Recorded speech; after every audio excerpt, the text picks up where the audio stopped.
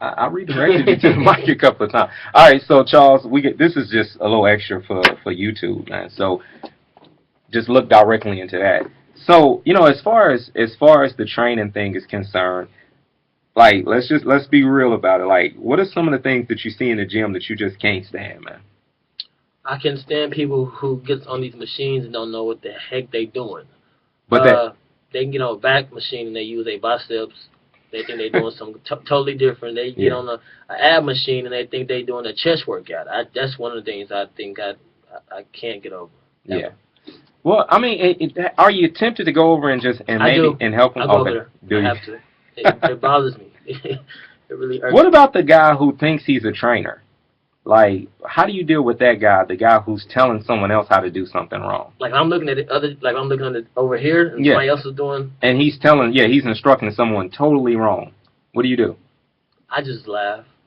I mean, but if it's to the point where it's serious and I think the person can hurt themselves, Yeah, I'll go over there and correct them both. yeah.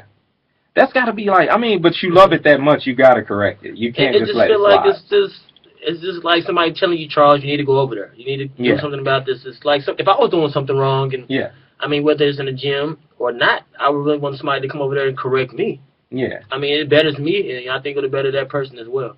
What about, like, how do you feel, like, because you do this for a living now, like, this is what you're doing. So how do you feel about, like, when guys come along and they just out of nowhere, just because they start going to the gym, start saying they're a trainer? How do you deal with that guy? I really don't deal. Yeah, I really don't. But I mean, I just tell them that's what you want to do. Follow your passion. If it's a passion of yours, if it's a dream of yours, if that's what you just love to do, have a passion and desire for it because it has its ups and downs. yeah. Training has its ups and downs. How serious is this? Because like a lot, as far as your future is concerned, is this something that you feel you're gonna do maybe for the next, I don't know, 10, 15 years, or is this something you see yourself doing, until you retire?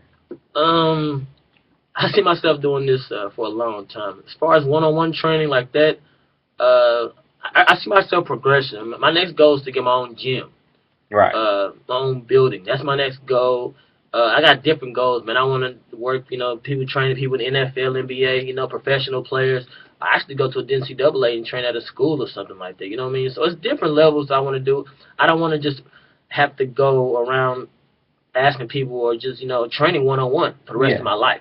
I mean, that's just not progression to me. I like to progress every year, so I want to come to a point where I have my own gym, a franchise of gyms actually, and have people work for me. And still train on the side, but you know what I mean? Yeah. I want to retire at a young age, doing something I love to do.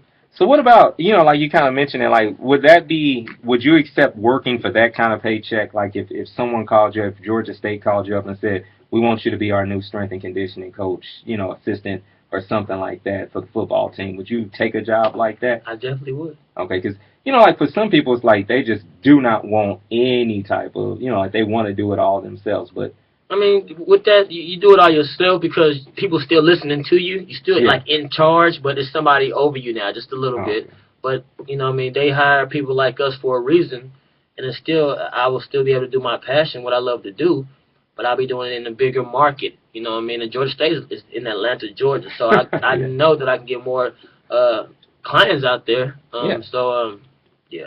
So let's do this before we wrap up YouTube and show, like, go ahead, give them a flex, man. Go ahead, show them your bicep. Go ahead. See, the mic is in the way. I don't know if you see. Can you see? Yeah, there you go. It's got a little smaller because I've been, Yeah. let me show you.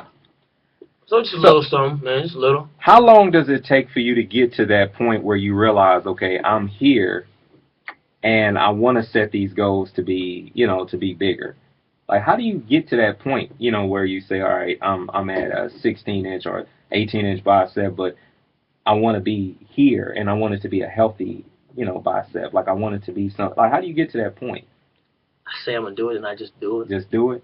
Just do it every day? Like Nike, just do it. Does it still hurt? Yes, it hurts, but I love it though. That's a pain that I really can take.